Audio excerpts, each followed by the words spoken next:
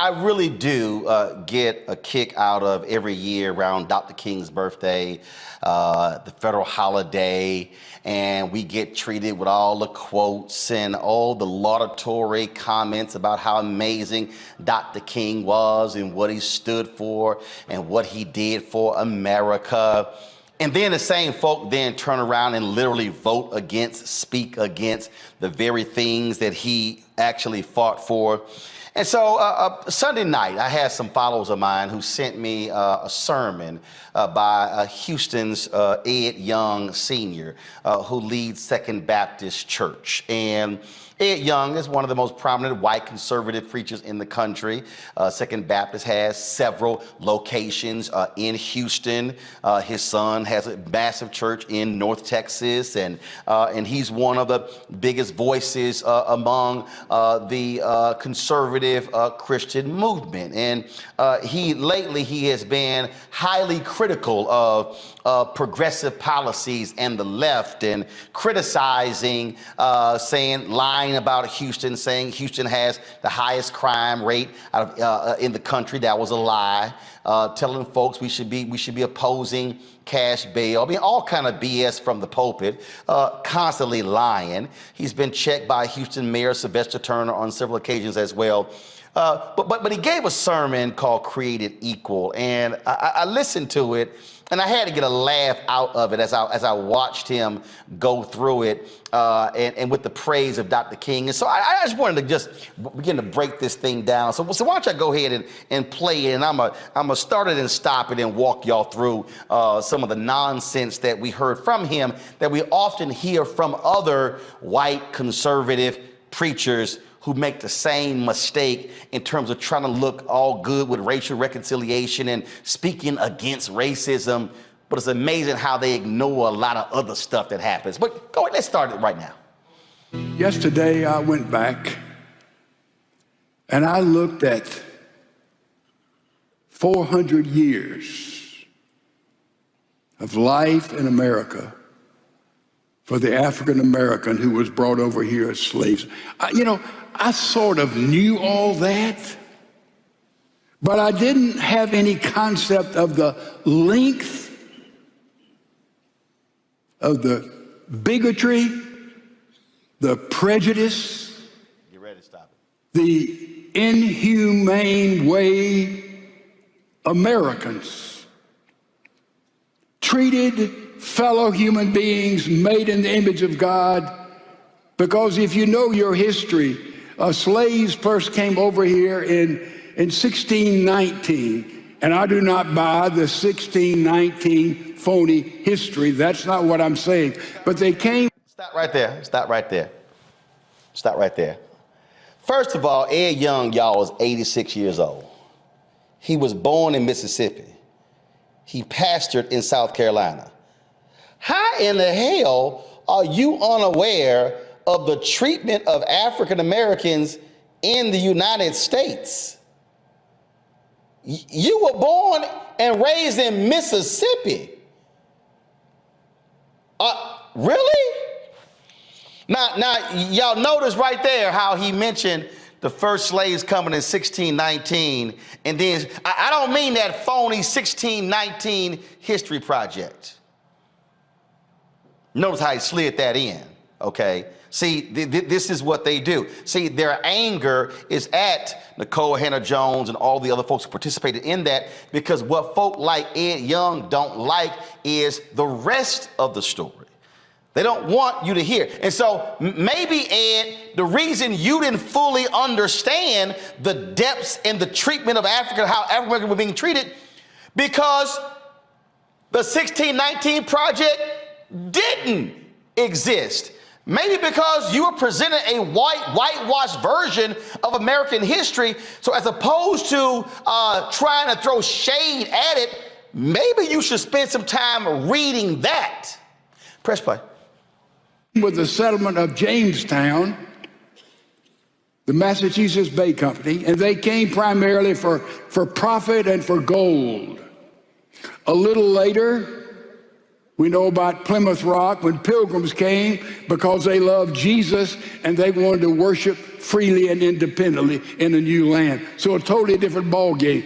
But in Jamestown, the secular invasion of our country, they brought with them slaves, first slavery in our history. And then we know from that moment, listen, roughly 250 years. Just hold on to that number. 250 years we treated fellow human beings made in the image of God as if they were animals, and sometimes worse than we treat our own animals. Oh, I gotta put a pause there, Ed, because yes, slavery lasted about 243 years. You throw in the Civil War, then you got the Reconstruction period. But you might want to add on another 100 years, Ed.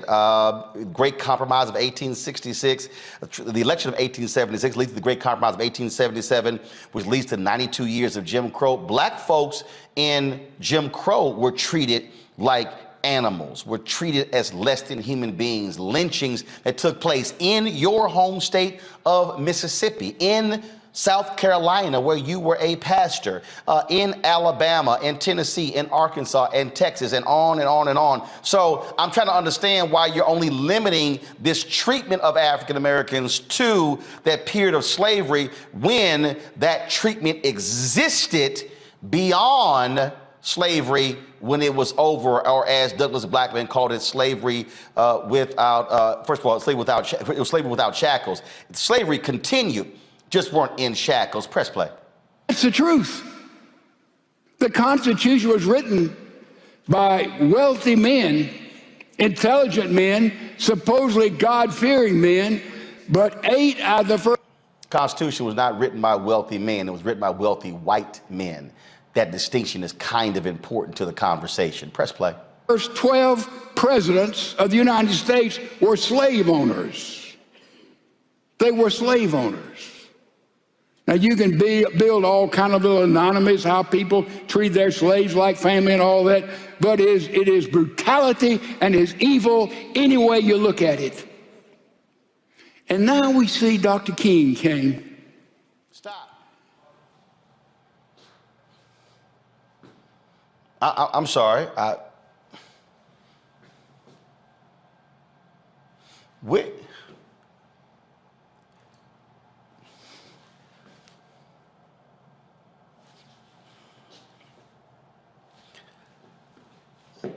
We went from slavery to Dr. King. Damn near 100 years. Dr. King does not come onto the national consciousness until the Montgomery bus boycott in 1955. He literally went from the end of slavery to Dr. King. How you skip 90 years? How do you skip Frederick Douglass? How do you skip Martin Delany? How do you skip Booker T. Washington, W.B. Du Bois, A. Philip Randolph, Ida B. Wells Barnett? How do you skip 90 years of black struggle for freedom and you just go, ooh, then we got Dr. King? Press play. And through prayer, he decided to bring about a revolution different from any other revolutions, except maybe when Mahatma Gandhi, through pacifism, liberated India from the British Empire through nonviolence. Dr. King took that path. It was dangerous. It was deadly. And he began through those years to do things, to say things, always in a biblical Christian context. Don't miss that. He began to say things and do things. Ed, can we name some of them? I mean, the way it sounds like Dr. King just prayed and gave sermons. No, that was policy. There were things behind that. He was arrested. There were protests, and it wasn't just him. It was Thurgood Marshall and the NAACP Legal Defense Fund. It was Dr. Dorothy Height. It was James Farmer. It was Core. It was SNCC. It was a plethora of individuals. It was, I mean, we can go, it was Ella Baker and others. It was Roy Wilkins. It was Whitney Young. I mean, we can go on and on with the folks who were involved in this. Come on, Doc. Press play. Don't miss that. Don't miss that. I submit to you that along with Billy Graham and maybe internationally Winston Churchill, Dr. Martin Luther King was the most influential individual in the 20th century by far. But Ed, tell your white congregants why. Go deeper. Ed, come on. If you're going to walk through scripture, walk through the text and the life of Dr. King. Sitting right here, Ed. 7 volumes of Dr. King's writings. The papers of Martin Luther King Jr. from Stanford University, Claiborne Carson, and others. 7 volumes. And not even all of his papers. The books he read. Doc, you got to go a little bit deeper than that, player. Go ahead, press play. He saved America. He preached the gospel. He was indeed a great man. Dr. King did not save America because he preached the gospel. Dr. King and others redefined America because they chose to stand up and fight for freedom and equality and fight against white supremacy, fight for the poor, fight for the folks who have been ignored. He didn't just preach the gospel. The Bible, Ed, says faith without works is dead. You can't stand before your congregation and give a sermon about Dr. King's faith and ignore his works and not mention that. But there's a reason why you don't want to mention his works. Because his works then contradicts what you believe today. Press play. Martin Luther King speaking at Southern Methodist University 2 years before his assassination, 1966. He said, a doctrine of black supremacy is just as dangerous as a doctrine of white supremacy. God is not interested in freedom of black men or brown men or yellow men. God is interested in the freedom of the whole human race, the creation of a society where every man will respect the dignity and worth of personality. Dr. King, a couple of years before his assassination at SMU.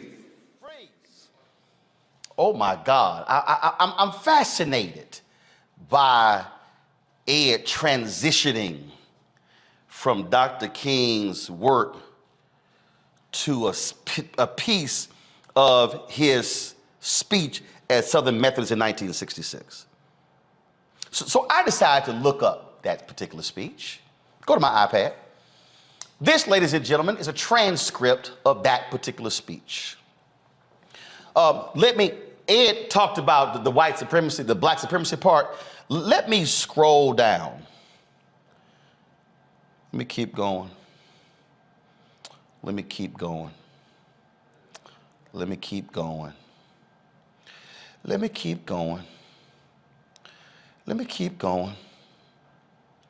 Let me keep going. Let me keep going. Let me keep going. Let me keep going. Let me keep going. Let me keep going. Let me keep going. Let me keep going. Let me keep going. Let me keep going. Let me keep going. Oh, then I have arrived right there at the top of the screen, the one paragraph that Ed Young was speaking about. Ladies and gentlemen, the speech that Dr. King gave is 7,485 words. Let me say that again, just in case you missed what I just said. The speech that Dr. King gave at Southern Methodist University is 7,485 words. Ed Young skipped 6,345 words before he decided to cherry pick the segment of Dr. King's speech where he's talking about black supremacy. Now, if anybody understands and actually has read the history of Dr. King, what they will know and understand is Dr. King, whenever you saw him talking about black supremacy, he was specifically talking about the Nation of Islam. He was talking about, here's his book, Where We Go From Here, Chaos or Community. In this particular book, where he talked about there are 4 institutions that are primed to liberate black America, he lists the Negro Church, the Negro Press, Negro fraternities and sororities, Negro professional and business organizations. And then he talks about the Nation of Islam, and he says, while he praises them for the work that they have done to clean up black men and to be moral and upstanding, he disagrees with them about black supremacy. That's what he was talking about. In the same book, he talked about black power being an empty statement with nothing behind it. That's what King talked about. You can hear numerous speeches with him doing so. But there's a reason why Ed mentioned, why he just cherry picks that part of King's speech at SMU for this. So I submit to you that we're proud to be American. I'm proud to be American, but we can't overlook this disastrous history. At the same time, all important, the color of your faith says all of those in the woke agenda. What does that mean? He said the woke agenda. Now you understand why he pulls out that segment on black supremacy, because it is the setup for the attack on the woke agenda. He then tries to define the woke agenda. Press play. Means, according to those in the left part of our United States, that if you were born black or some other color, that defines who you are, and you are, listen to me carefully, automatically a racist by being white. That is a fundamental and absolute lie. It is an absolute lie. That is not what being woke means. That is how white conservatives have redefined wokeness. They have used it as the attack against diversity, equity, and inclusion, the attack against multiculturalism, the attack against what we're trying to achieve. That's how they have redefined it in their own way. That is not the definition. Press play. It doesn't matter what you've done, what you believe, where you've been. You are a racist by virtue of your birth. And more than that, and this is hard to believe, there's not a thing in the world you can ever do to repent and to convince anybody anywhere because you're white that you're not a racist. We all know that's a flat out lie. We've had Jane Elliott on this show. We've had Tim Wise on this show. We've had others on this show. We know that there are white brothers and sisters who are involved in the fight for equality. That is simply not true. We know for a fact James Reed was beaten to death. A pastor from Boston was beaten there in Selma, standing up for voting rights. We know white woman Viola Liuzzo from Michigan had her head blown off coming back from Montgomery back to Selma. We know, again, that other white folks who were killed during the civil rights movement, and we know folk today who are involved in protests, who are on the front lines, who are not black. Sorry, Ed, you simply are wrong, and that's a flat out lie. But when you have your own definition of wokeness, now we understand why you were utterly confused. Hit play. There's no redemption. You can be anti-racist, but you'll never reach the goal until you're still categorized like that.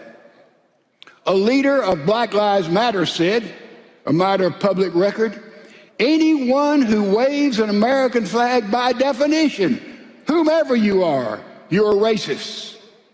Now, it's amazing how you could go to find Dr. King's speech and go down 6,000 plus words and pluck out a paragraph, but you can't name who this so-called Black Lives Matter leader is. Do you have a name, Ed? Are they actually a Black Lives Matter leader? Who? Are they a local person? Are they a national leader? Who really is the person you're quoting, Ed, so we can have the context? Oh, you just say a Black Lives Matter leader, it's a matter of public record. Nice try. We ain't falling for the banana in the tailpipe. Press play. Everything is tragically defined by racism. How different that is from Dr. Martin Luther King's understanding of the racial challenges we had in America then, and we progressed a great deal, but we still have some ways to go, but how far that we have come. You see, he would tell us, as we know, the color of your face doesn't determine your character and who you are, and really you'll discover doesn't say much about you and me. Did you know that all of our physical assets, ears, nose, mouth, body, make up 0.012 of who we are? Is that any big deal about you or about me? That color is all important of your skin? Did he just? So Dr. King didn't understand color? Dr. King didn't have an appreciation of blackness? Really, Ed? I recall Dr. King talking about black is beautiful. Press play. Dr. King. Go to Korea. I come Play here King. tonight and plead with you. Believe in yourself and believe that you're somebody. As I said to the group last night, nobody else can do this for us. No document can do this for us. No Lincolnian Emancipation Proclamation can do this for us. No Kennisonian or Johnsonian Civil Rights Bill can do this for us. If the Negro is to be free, he must move down into the inner resources of his own soul and sign with a pen and ink of self-assertive manhood his own Emancipation Proclamation.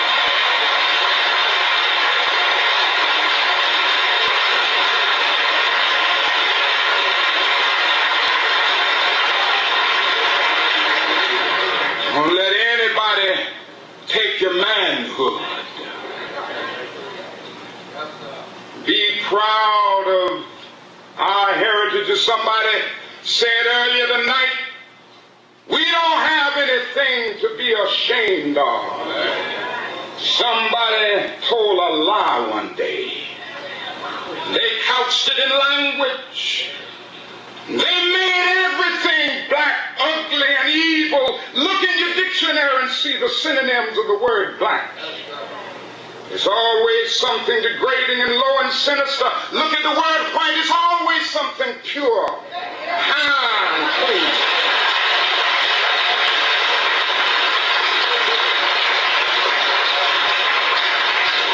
But I want to get the language right tonight.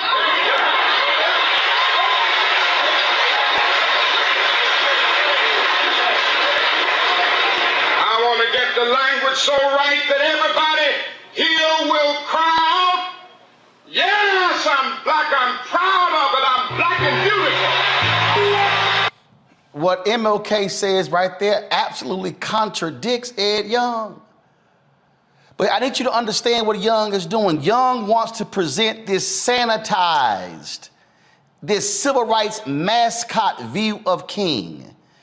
He wants to strip Dr. King of his radicalness. He wants to take it away, and he wants to be somehow given credit for addressing the issue of race when, no, what you're doing is you are actually ignoring what King's life was actually all about, the issues he actually confronted and dealt with. If y'all watch the rest of this sermon, what you will hear Ed Young continuing and going on, talking about different aspects, talking about how God created one race. Absolutely. Oh, he'll mention how race is a construct, and he'll talk about that in a certain way. There's a certain point in his sermon where he talks about how the white supremacists are almost out of business mentioning the KKK. Really? FBI Director Christopher Wray testified before Congress.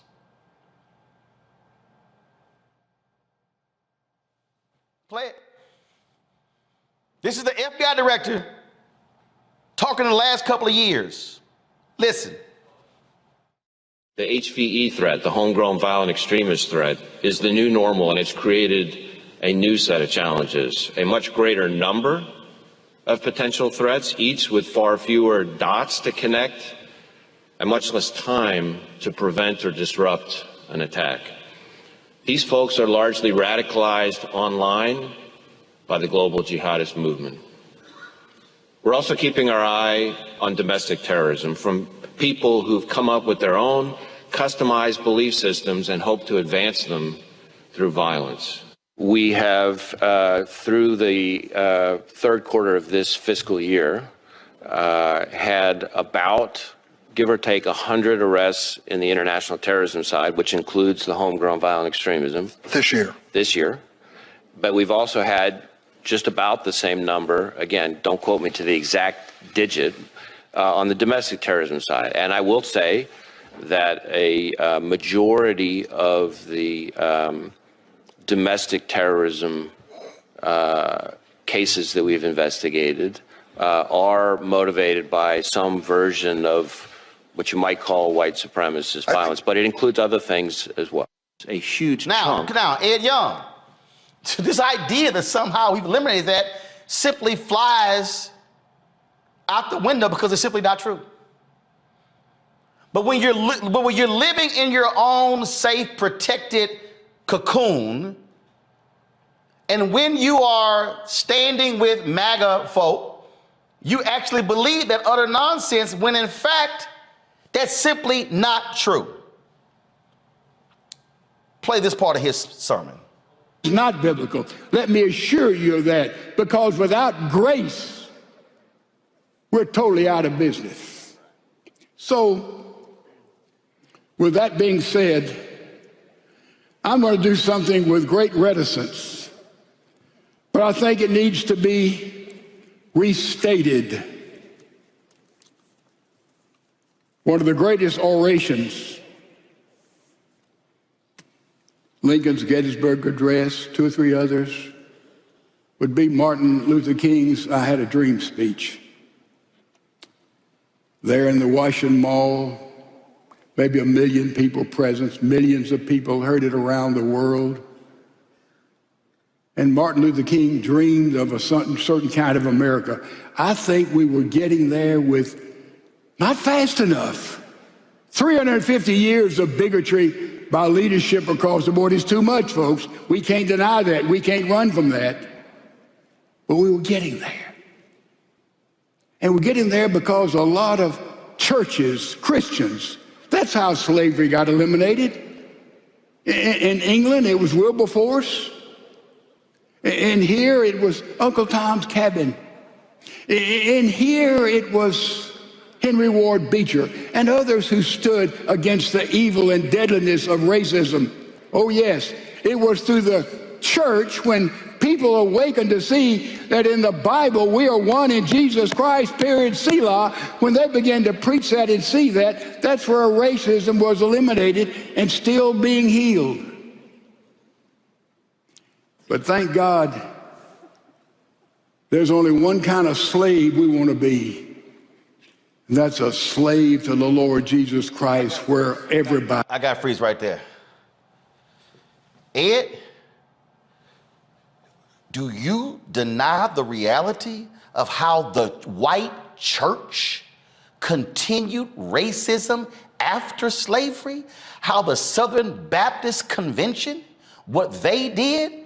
How In his own sermon, he actually contradicts it by saying when he passed a church in South Carolina, they had a sign where everybody wasn't welcome. And he said, no, that's not how I'm going to be leading this church. Doc, come on. You can't sit here and talk about how the church was the one that led the end of slavery. No, it was white men like John Brown who stood up against other white pastors who wanted to continue. Come on, Doc. We can't do that. And y'all, so you hear what he does. And so what he does is he continues in here, and then he goes on and he closes his sermon by reciting King's I Have a Dream, the I Have a Dream portion of King's speech. And see, this is the crux of what I'm talking about. See, this is what I'm talking about, the game that these white conservative preachers play in terms of how they love to play around. See, Ed, since you want scripture, Proverbs 12:17 said, a truthful witness gives honest testimony, but a false witness tells lies. Then it says, reckless words pierce like a sword, but the tongue of the wise brings healing. Truthful lips endure forever, but a lying tongue lasts only a moment. There is a deceit in the heart of those who plot evil, but joy for those who promote peace. Ed, you can't stand in front of the people and then recite the I Have a Dream portion of Dr. King's speech, but you ignore completely everything he said before that. You can't sit here and talk about, oh, how Dr. King wanted the races to get along and his children and he quote, and he starts crying and his congregation begins to stand up and they begin to clap and cheer and all that begins to happen. But how dare you as a Christian pastor give a 26-minute sermon extolling Dr. King? Not one time do you talk about what he stood against. Not one time do you recite the same speech where he talked about police brutality. He talked about voter suppression. He talked about the economic imbalance in this country. How can you sit here and even quote that particular speech that he gave at Southern Methodist University and totally look over the 6,000 other words he actually gave in the speech? Y'all, go to my iPad. If you actually look at the speech, Dr. King in the speech, he talks about the poor. He talks about voter suppression, still alive today. He talks about the economic imbalance when it comes to wages and jobs. He talks about all of those things. Yet I don't hear Ed Young talking about any of these issues. I don't hear him talking about what King was referencing. I don't hear him dealing with, in all of these volumes, the work King was talking about. Y'all go to YouTube.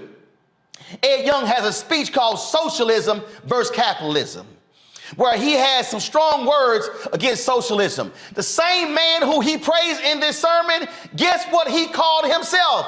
A socialist. This book right here is called The Guaranteed Income. It is by Robert Theobald. This is the book. Reverend Al Sampson, who was one of two pastors personally ordained by Dr. King. This was the economic theory that the King believed in when it came to a guaranteed income. King said he was a socialist. But the same Ed Young has harsh words for socialists, yet he stands before the congregation, strips King of all of that to praise him, to make it sound like, oh, we all together.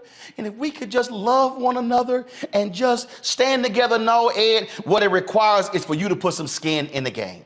What it requires for you, Ed, is to not to drive your conservative theories when you at your church hosted Roy Moore Jr. when he was running against Doug Jones in the Alabama Senate. When you stood there and criticized the cash bail situation, blaming that for crime in the country, when you don't want to confront mass incarceration. Where are you, Ed Young, with the Poor People's Campaign and Reverend Dr. William J. Barber fighting for the 140 million poor and low-income folks in the country? You can't stand before the people and praise Dr. King and never mention the poor. You can't stand there and talk about how great and wonderful he was when literally the things that man was fighting for then still exist today. You can't sit here and strip this man of who he was and how he spoke against the reality of how white folks thought. But maybe I just ought to just share just a couple of things, and I'm almost done. And I'm gonna let the panelists comment, and then I'm gonna go to my next guest. But I just want y'all to understand that, this is what King wrote. White Americans left the Negro on the ground and in devastating numbers walked off with the aggressor. It appeared that the white segregationists and the ordinary white citizen had more in common with one another than either had with the Negro. Same MLK. The same MLK, this is what he said. Overwhelmingly, America is still struggling with irresolution and contradiction. It has been sincere and even ardent in welcoming some change, but too quickly apathy and disinterest rise to the surface when the next logical steps are to be taken. Laws are passed in a crisis mood after a Birmingham or a Selma, but no substantial fervor survives the formal signing of legislation. The recording of the law in itself is treated as the reality of the reform. Same MLK, Ed Young. MLK writes, the real cost lies ahead. The stiffening of white resistance is a recognition of that fact. The discount education given Negroes will in the future have to be purchased at full price if quality education is to be realized. Jobs are harder and costlier to create than voting rolls. The eradication of slums housing millions is complex far beyond integrating buses and lunch counters. Same MLK. Same MLK. He then says in here, Negroes have proceeded from a premise that equality means what it says, and they have taken white Americans at their word when they talked of it as an objective. But most whites in America in 1967, including many persons of goodwill, proceed from a premise that equality is a loose expression for improvement.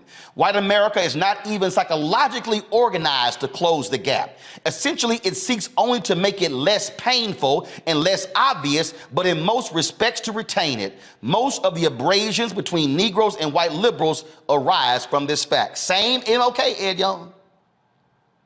Same one. Then he says, whites, it must frankly be said, are not putting in a similar mass effort to re-educate themselves out of their racial ignorance. It is an aspect of their sense of superiority that the white people of America believe they have little to learn. Y'all, that's just in the first 10 pages of the book. I take exception to the sermon because what Ed Young is doing is what white Christians and white Republicans often do. That is, they want to present a sanitized, clean, saccharine, G-rated version of Dr. King minus all of the stuff that he was fighting for in his 39 years. You can't stand before your congregation, Ed Young, and praise Dr. King and how wonderful he was and how he preached the gospel if you never even mention the word poor. You can't stand there in your fine sanctuary and talk about how amazing he was and how he changed America if you're unwilling to commit yourself to the very things that he actually stood for. Because frankly, all you're doing, if you don't, is providing us with empty rhetoric that is meaningless. If Pastor Ed Young Sr. wants to impress me, I dare you to invite Reverend Dr. William J. Barber to your church. I dare you to invite the Poor People's Campaign and repairs of the breach. I dare you, Ed Young, to hold a 1 or 2 day conference on your campus with regards to the real life of Dr. King. I dare you to bring Reverend Bernice King to your church and the King Center and have a real dialogue. I dare you, Ed Young, to invite Reverend William Lawson and Reverend Dr. Ralph West and other pastors in Houston, the other black pastors in Houston, to come in and say how you, Ed Young, are willing to stand with them on the very issues that Dr. King talked about. Don't sit here and cherry pick out of a soul speech he gave at SMU if you're unwilling willing to address the other stuff he talked about in the very speech. Please, Ed Young, show me where you called out Senator Tommy Tuberville for his racist comments. Please show me where you have chastised Donald Trump, other Republicans, for their racist and xenophobic comments. Please show me where you are willing, at the age of 86, to stand in the same spot and say, I'm willing to lift up the same stuff Dr. King believed in. If not, all you did was give yourself a 26-minute pat on the back, shed some tears at the end, and got you an empty standing ovation from your audience, and they left that church just as uninformed as they were when you started. It's simple as that. Monique, you said, I'm gonna let you start. You sent me a text saying you heard the speech and you had views on it. You agreed with most of it. Now that you heard me lay this out, you can go ahead and comment.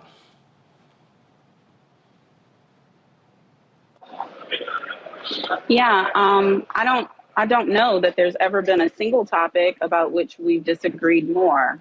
I believe, as you said on my show a couple of days ago, that it's the responsibility of white people in leadership to speak and galvanize in their own communities and thereby congregations. And I see someone like a Pastor Ed Young with roughly 85,000 people in his ministry, who chose, didn't have to, ain't no special day, not MLK Day or nothing like that, chose the topic of racism and the history of slavery and racism in this country to spend the entirety of his sermon and talked about slavery and the hundreds of years post-slavery and the hideous actions of the founders of this country and of those who led our country for hundreds of years thereafter. He mentioned a part that was not included in what you covered, that he is not opposed to even legislation that promotes equality. He discussed the areas in which he thought personally he had been able to assist, such as going in and leading a church that had been led by racists and white supremacists and needing to reach agreement with leadership and the leadership voting and a little more than half of them agreeing so that he could continue there, but the governor, who was the deacon, being one who did not agree. All of these stories are documented. But to me, the thousands of people in that church that day likely heard more about the plight of Black people in this country from a leader they respect than they had heard in days and days and years and years. He made no mention about plight. They may be looking at. He made no mention about plight. He didn't talk about. Why are you interrupting? No, I'm interrupting because he made no mention of plight. He didn't talk about economics. Okay. He didn't talk about education. Okay. He didn't do present day. Okay. No, he didn't. He simply was a flyover. He spoke at 30,000 feet. Okay. He literally made no specific mention about the condition of African Americans then or now, other than we were treated as animals. He simply did not. Right. Except saying that we've come a long way, but we have further to go. Well, can you say what we might want to be doing? No. I'm not saying that he gave an anthology. I'm not saying that he gave an accurate history of slavery in America and the vestiges of it. I'm not saying that he gave an accurate history of MLK. I'm not even focused on slavery. I'm not saying he wouldn't even mention a single substantive issue Dr. King fought. All he said was he preached the gospel and changed the world. Well, Roland, as you say, it's your show.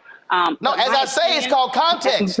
No, but you had 20 minutes. I'm only trying to take 4. Well, actually, I got you. But okay. First of all, but you've had 3.5, and so okay. But you had 3.5. So I'm gonna go to Robert, then I'm gonna go to Joe. But you did, Robert, go.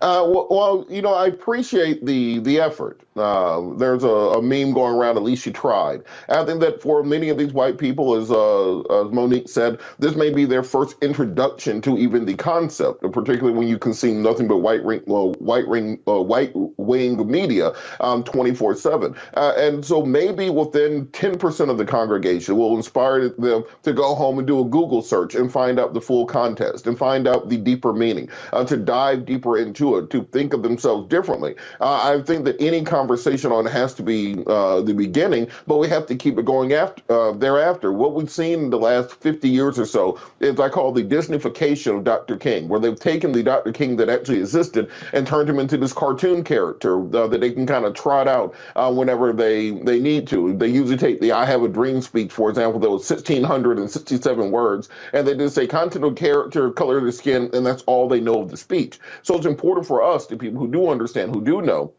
to call these things out, to make people understand that that these individuals were more than just a tagline or a hashtag or a meme, that there was deeper work that was being done, and that the entire civil rights movement wasn't just Dr. King. As Chris Rock said, that's all we learned of Martin Luther King, that there were hundreds of thousands of people who fought and thousands who died and were imprisoned and lost everything for the journey that we are on, and those are going to be turned back in the upcoming years by the Supreme Court. So it's an important conversation to begin. Now that it has begun, maybe this is where we step in and partner in and walk in and say, well, let me give you some more context. Let's bring some black ministers, Reverend Barber or Reverend Sharpton or Reverend Jackson in his younger days, to give the full context on what happened and start building those bridges between the two. So I will give him an A for effort. But I do think, as you said, Roland, there's a lot more context that needs to be put in there, and a lot more education that needs to be had. But we need to at least begin the conversation, since many of these people are so recalcitrant to the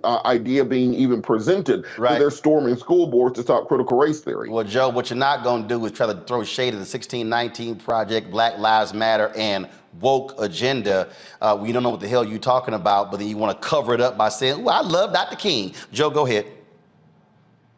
I think one of the scriptures that is mentioned in that same speech by Dr. King is Amos 5:4, and a lot of people know the scripture. Us church folk know the scripture. It says, "But let justice roll down like a river, and righteousness as an ever-flowing stream." But there was a but. So what had happened before was people had been making the sacrifices that they normally did. Oh, let's kill an animal. Oh, let's do the things that we normally do, God, and it will pacify you. But what God was saying was, what you used to do and what you're doing now isn't enough. So let justice roll down like a river. If there was this hypocrisy and this selective memory and this self-righteousness, frankly, despite the effort, some may call it effort, this is the reasons non-Christians won't become Christians. Got it. And I'm a Christian saying it. And so really, Martin was called a militant. Ask him, let's ask Pastor how he felt about Martin when he died. He's old enough to be around. Was he actually reciting the words from I Have a Dream back in 1963? I bet you he wasn't. Does he have a picture of Jesus that is historically accurate visually today? Probably not. It might be that some people in his congregation, if they saw Jesus as Jesus was to be seen in the natural, they wouldn't even be followers. And so therefore, we are at a place where we have to be truthful. And even the Bible says, 2 Thessalonians 10, people have not a love of the truth. For that reason, they'll be sent strong delusion to believe the lie. At the end of the day, regardless of his effort, regardless of his intention, and in fact, I don't have a heaven or hell to put him in, and he might get the same grace that I'm in need. I know he needs it. But at the end of the day, he was wrong, and he was wrong from the pulpit, and he's aligned with Donald Trump, who calls 2 Corinthians 2 Corinthians. He's aligned with fascism, and he's aligned with a lack of truth.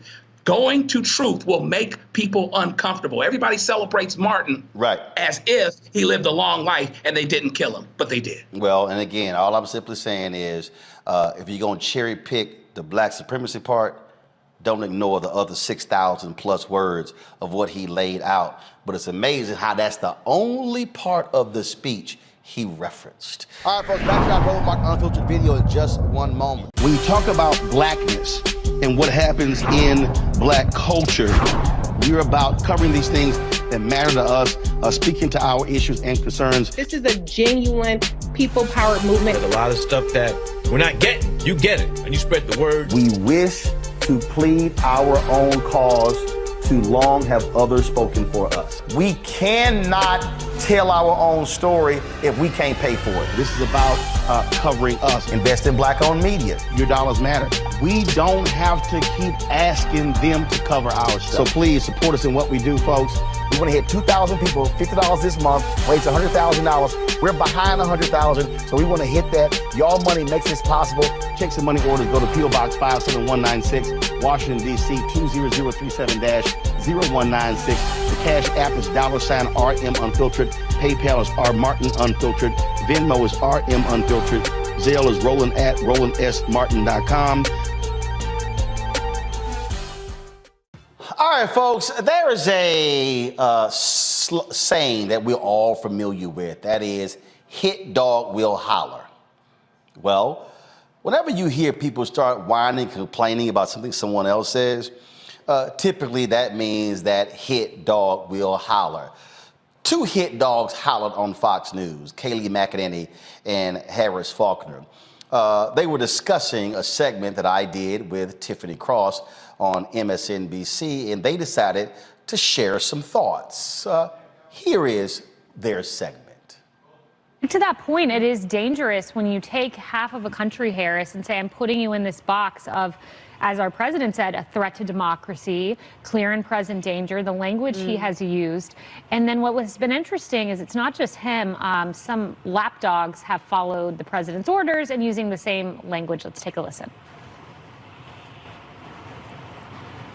Obviously, Republicans, I think, are the biggest threat to democracy. We don't separate right-wing extremists and Republican Party anymore.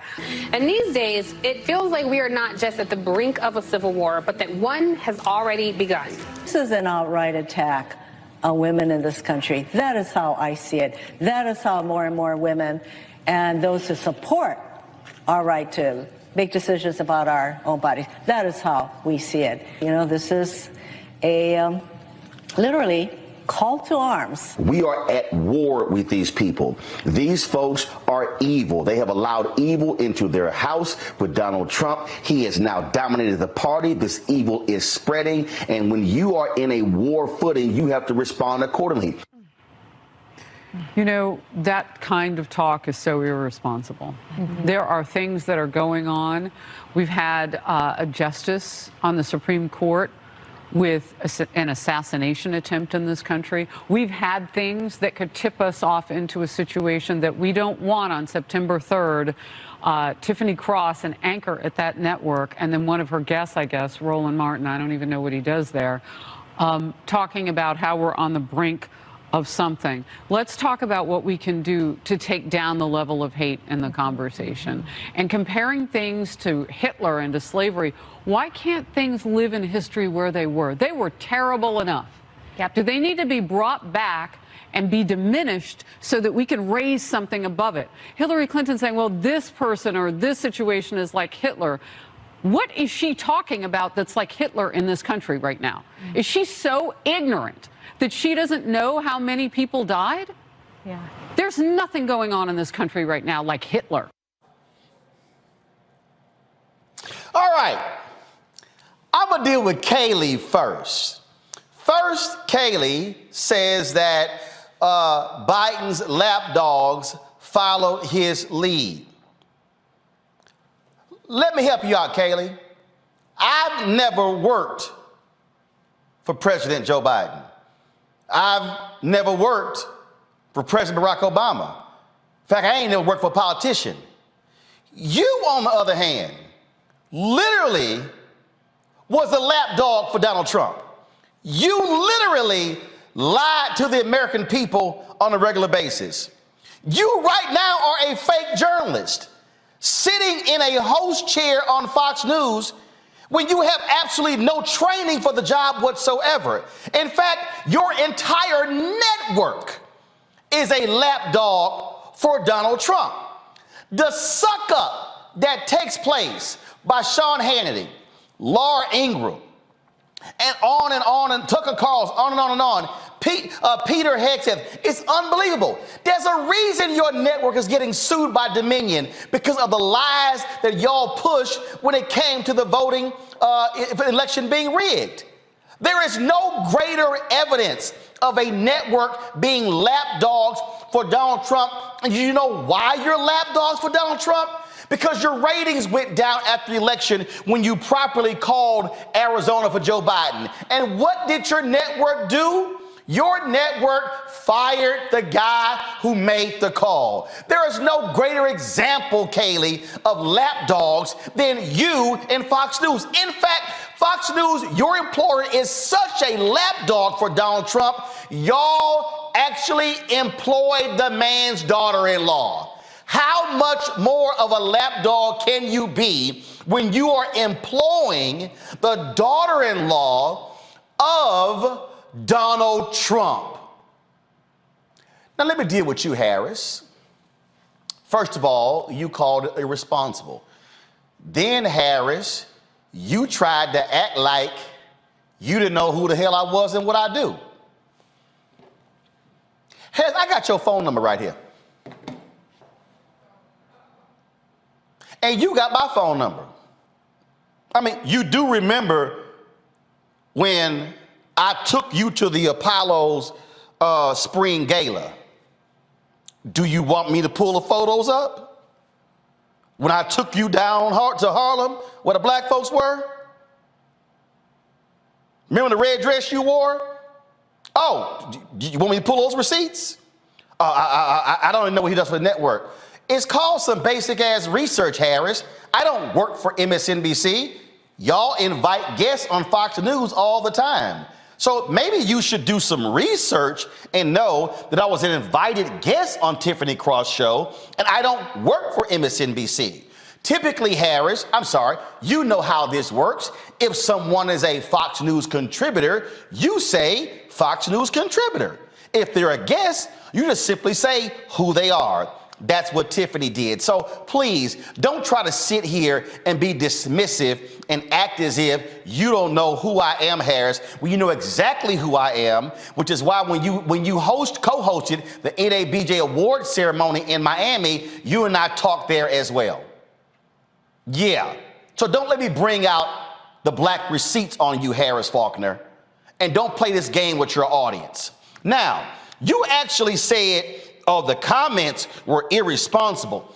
I'm going to show you irresponsible, Harris. And what I think is irresponsible is when you're supposed to be a so-called news anchor. First of all, Tiffany Cross is not a news anchor at MSNBC. She's a show host, not a news anchor. You should know the difference between being a news anchor. Now, you are a so-called news anchor at Fox News, Harris Faulkner. You actually said what's irresponsible. I'm going to tell you what's irresponsible when the New York Attorney General, Letitia James, lays out by detail how Donald Trump has cheated when it came to his financial records.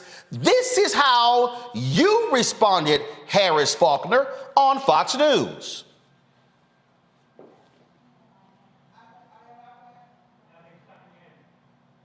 All right, try it now. Okay, hold on. I'm going to reset it. Let me reset it. Here we go. Check this out, y'all. New York State Attorney General has just announced a rather lengthy and detailed layout of the lawsuit that she is putting against Donald Trump, former president. Some of this is really inside baseball unless it's your tax dollars in New York. And some people may even accuse it of being political because we're 48 days away from the midterm elections. And both presidents, the current and the past, are certainly being looked at to help candidates out. So we'll see how this plays out. We're certainly going to cover it, and we'll bring you highlights as they happen. But the big headline in all of this is the lawsuit by the state of New York today, just announced by Letitia James. I'm sorry, Harris, can you please explain to me how in the hell that was inside baseball? I mean, you literally just said inside baseball. How was it inside baseball? And then say, well, you know, man, it was your tax dollars. I mean, so you're in New York, it really doesn't affect you. That was actually a news story. Harris, that was a perfect example of what it means to be a lapdog when y'all broke away from the news conference and you were unwilling to show the full news conference because you know your boy Donald Trump wasn't going to be happy. But in fact, the real reason, Harris, y'all didn't want to show that full news conference is because your audience did not want to see it. It's the same reason, Harris, that y'all are unwilling to even talk about the January 6th hearings. In fact, Harris, being a so-called news anchor, I would think that you would be calling out your fellow Fox News colleague, Tucker Carlson, who literally right here, this is from Media Matters website, where he was proud of the fact that Fox News is hiding the January 6th hearings from its audience. Oh, interesting. Can y'all cue up Harris's comments again, please? Cue the part, because I really want to hear where she talked about, oh my goodness, the violence and how people have been hurt in this country. Please. Let's hear that again, since Harris is so concerned about political violence in this country when she mentioned someone who was arrested for trying to kill a Supreme Court justice. You know, that kind of talk is so irresponsible. There are things that are going on. We've had Find me a some justice January on the Supreme 6th Court video with an assassination attempt in this country. We've had things that could tip us off into a situation that we don't want on September 3rd.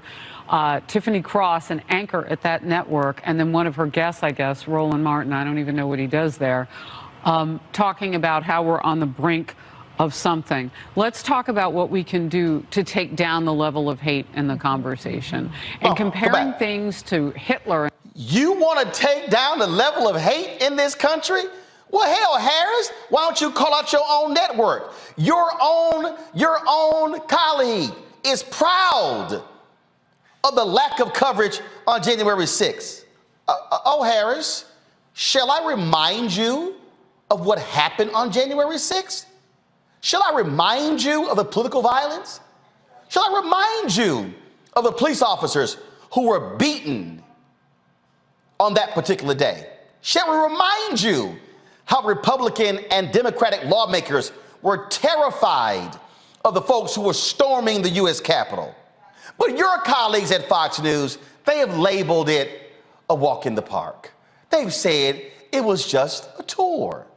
That's how they've labeled it. That's interesting, Harris, because guess what? Go to my iPad.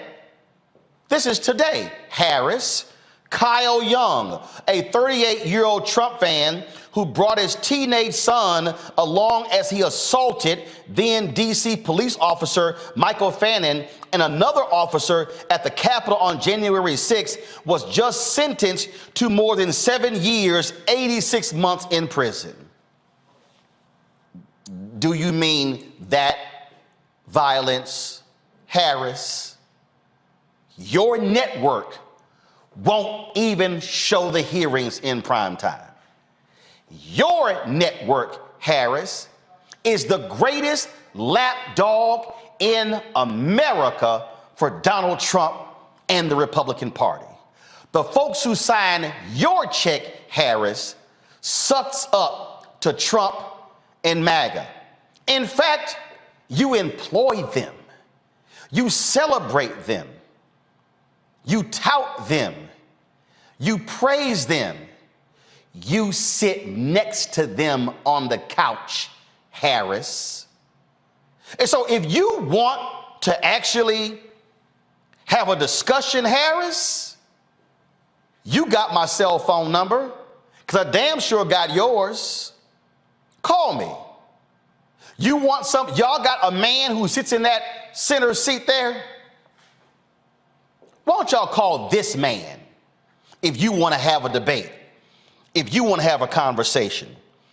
And then, Harris, you had the audacity to say, oh, we need to dial down the rhetoric.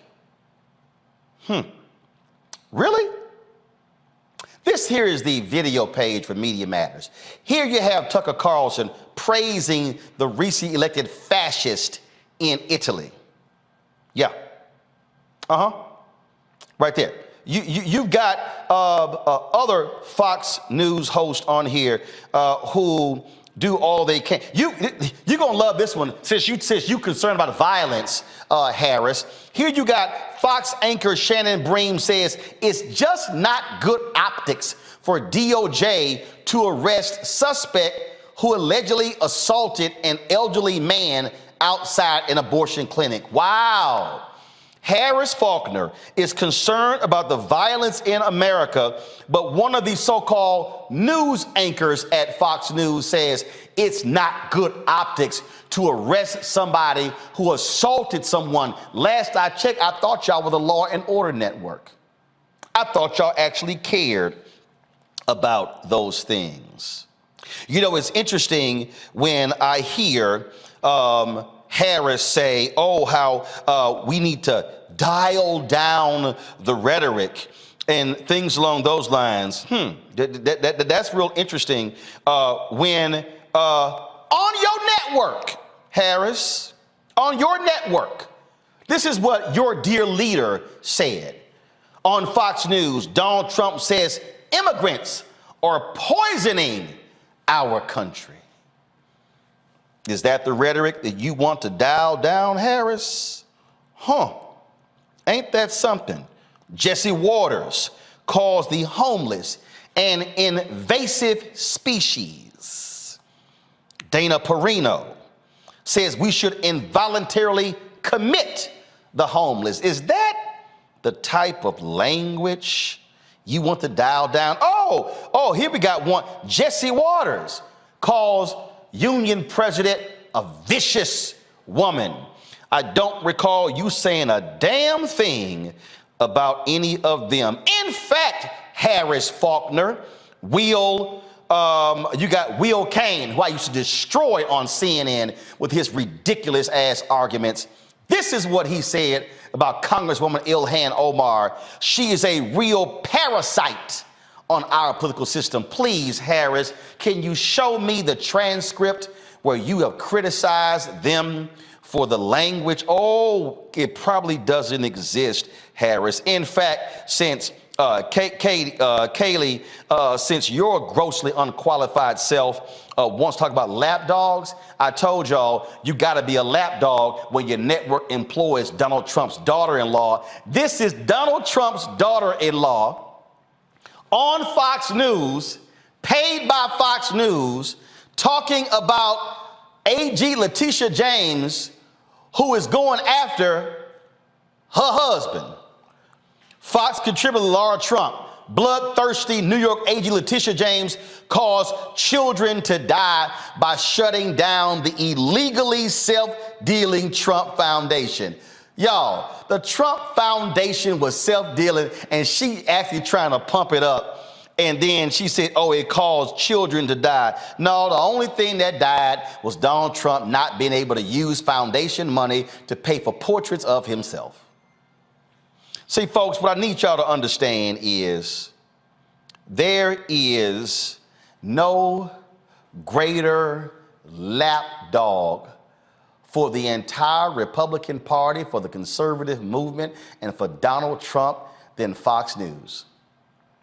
And Harris Faulkner, you are a gross disappointment for the comments that you made. First of all, you couldn't even do basic journalism and fact check what my role is, because one doesn't exist at MSNBC. So that's one.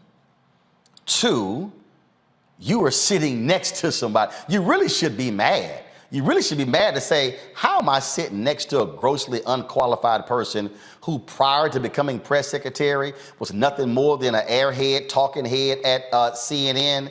And the only reason she was hired at CNN because she was sitting here touting Donald Trump. You really should say, as a journalist, a so-called journalist with credentials, it's embarrassing that I have to sit next to Kayleigh McEnany every single day as a co-host on Outnumbered.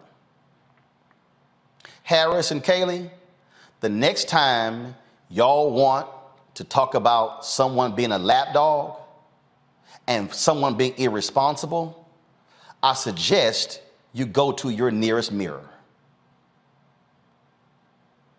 I'm done. All right, folks, back to that Roland Unfiltered video in just one moment. Don't wait till November 8th. We can vote today, y'all. Early vote started this week. We're on Savannah State University's campus. We will be dorm storming today, giving out treats for everyone. We hope to see everyone at the polls when it comes to November. If you believe we got power, let them know. Make some noise. Put a fist up. I need to see a fist in the air because we got power. Come on, you put it up. Go get your shirt. We're out here in the streets of Savannah, Georgia. James, do not forget to go vote. I got you. If we vote the right people in, we can make a change. We can get these resources in our community. I am a woman, and it is important that we have the say-so of what we want to do with our bodies. We're concentrating on entrepreneurism, providing young people with resources and training that they need in order to change their trajectories. We want Black down. Democracy is on the ballot. Voting rights is on the ballot. Voting suppression is on the ballot. I am most passionate about those three combined because they all impact each other.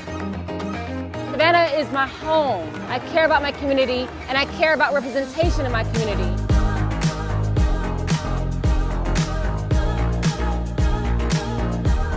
Our voices are still going to be heard no matter what kind of obstacles try to come up against us to stop us from voting. We're still going to be standing our ground. The effort that's being made to keep our communities from voting. So that makes me realize it's even more important, because if it wasn't important, they wouldn't be fighting to make sure we couldn't vote. This doesn't stop this year. This is a forever movement. We're going to exert our power as a people, walk in our rightful place. We're going to change our communities, fight for our communities, and build our communities.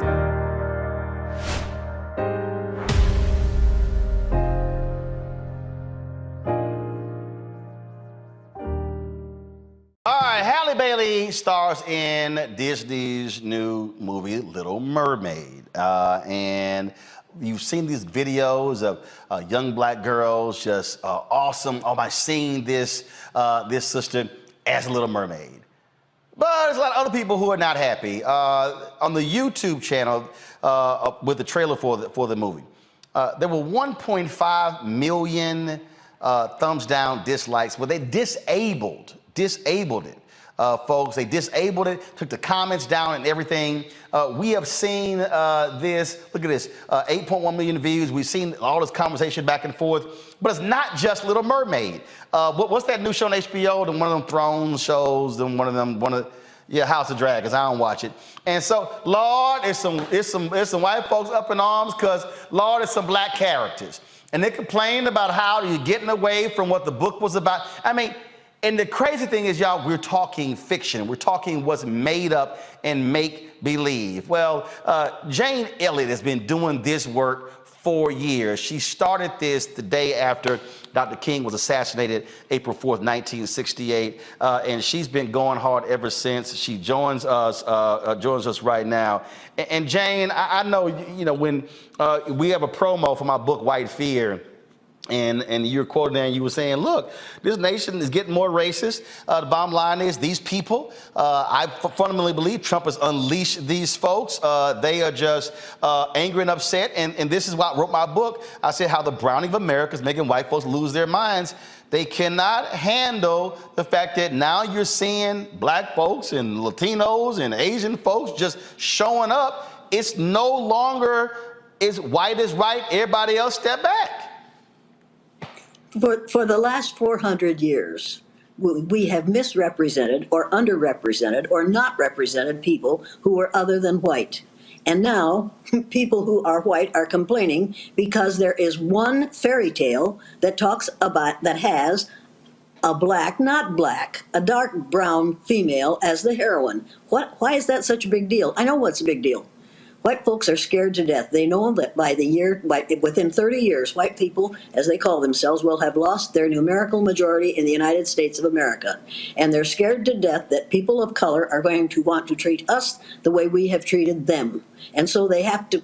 We had a president, well, we called him president, who built a wall, spent millions and millions of dollars to build a wall to keep brown-skinned people out because he said brown-skinned people reproduce too rapidly. Now, what we're dealing with right now is a fallout from that kind of attitude and that kind of statement made by the leader of the United States of America. What do you expect little people to do except say the same kinds of things that he is saying and has said and will say unless we put a stop to this nonsense? Now, if we would stop using the vocabulary of the 14th and 15th century, if we would stop calling people white because that means purity and goodness, and black because that means savage and evil, if we would start calling people what they are, which is varying shades of brown, we wouldn't have to deal with those two opposites. We have been put on a situation by the Spanish Inquisition. Torquemada and company were going to make everybody Catholic, and they were killing people they thought weren't Christians. Then they realized they'd killed a bunch of Christians, so they had to find another way to decide whether a person was Christian or not, because you couldn't tell by looking at him, and you still can't. But anyway, so he decided they would use skin color. So the lighter-skinned people were called white, which is the color of goodness and purity, and the darker-skinned people were called black, which is the color of savagery and evil. We have been doing that for another 400, that's only 450 years ago, approximately.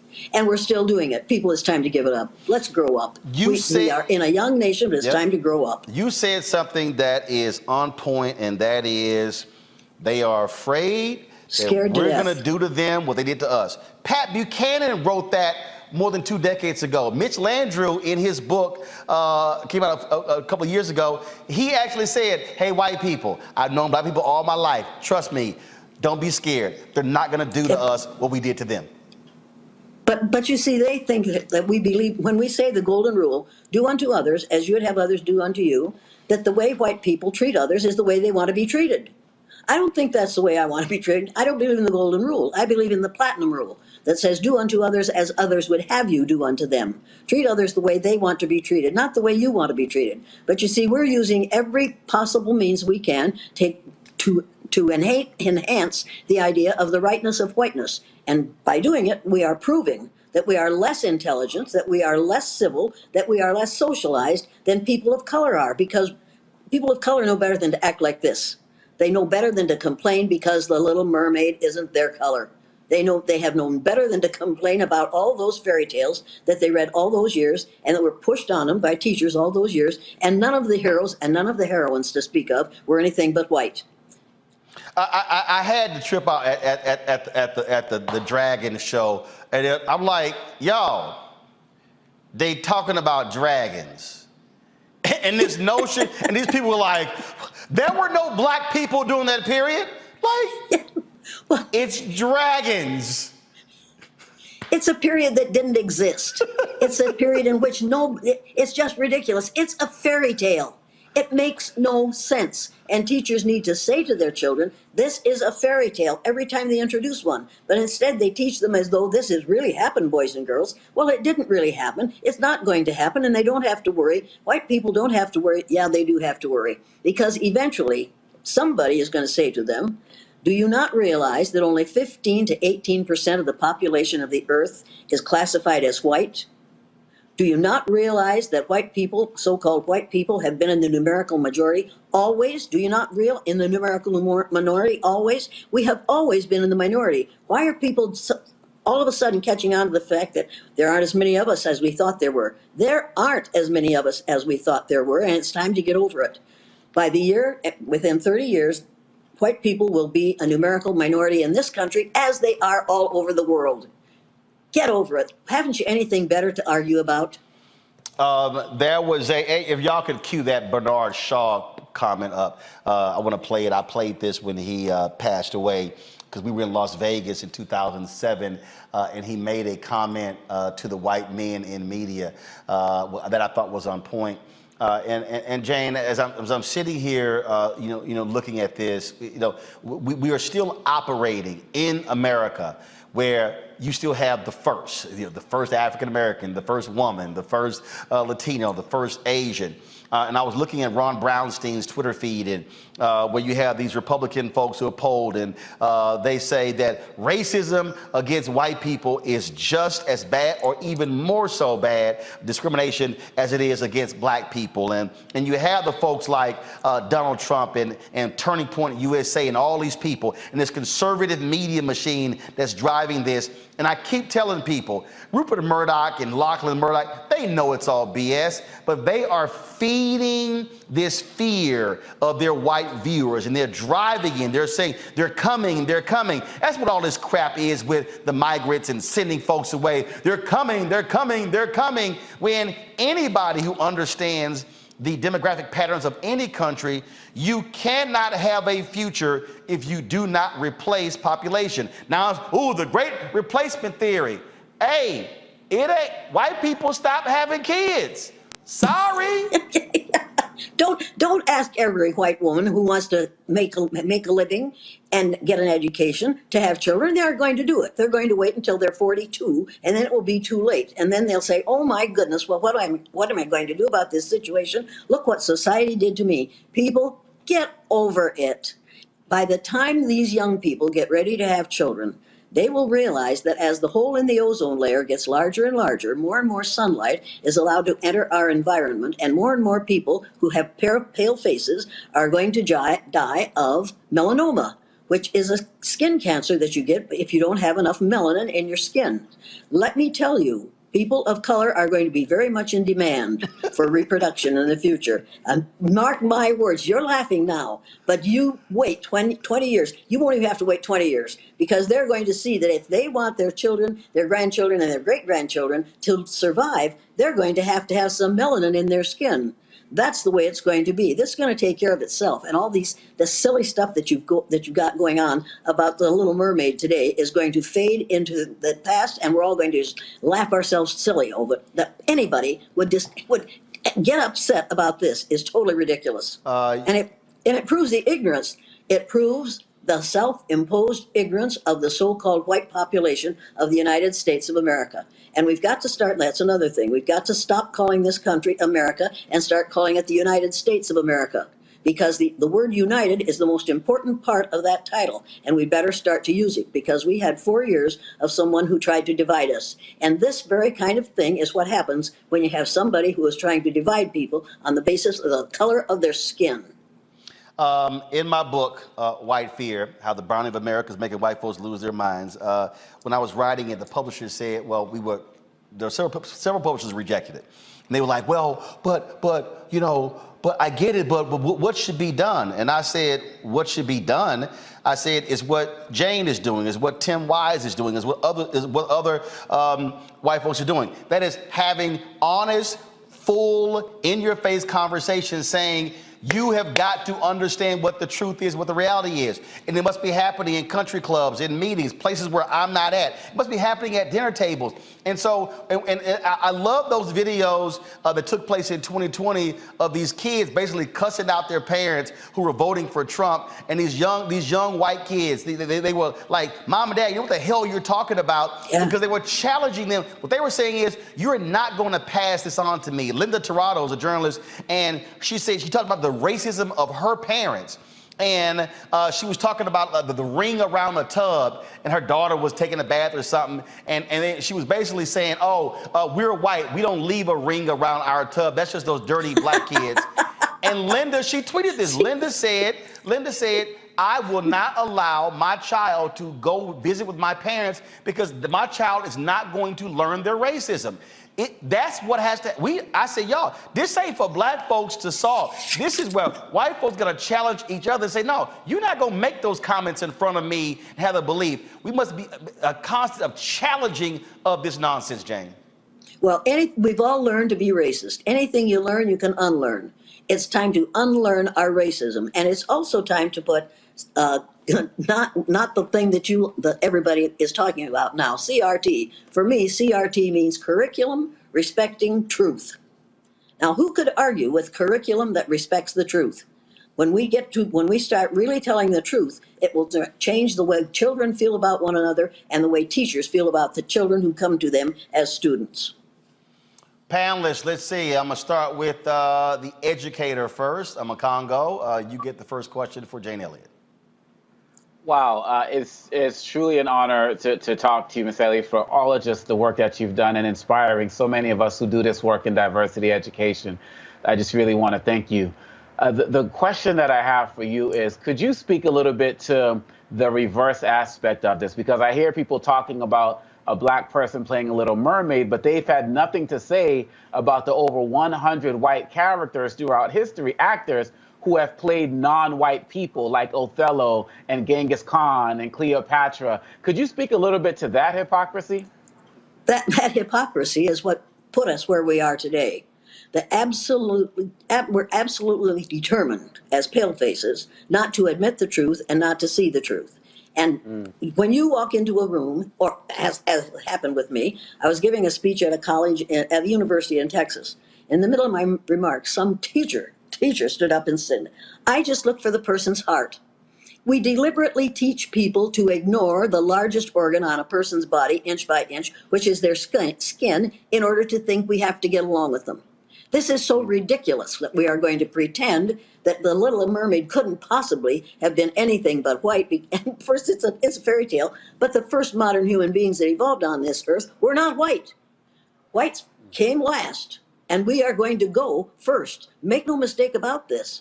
Long after we so-called white people have died of melanoma or some other problem because of the lack of melanin in our skin, all these people of color will still be there, and they'll still be productive, and they'll still be creative, and they'll still be doing wonderful things, just like they were when they managed to populate every landmass on the face of the earth.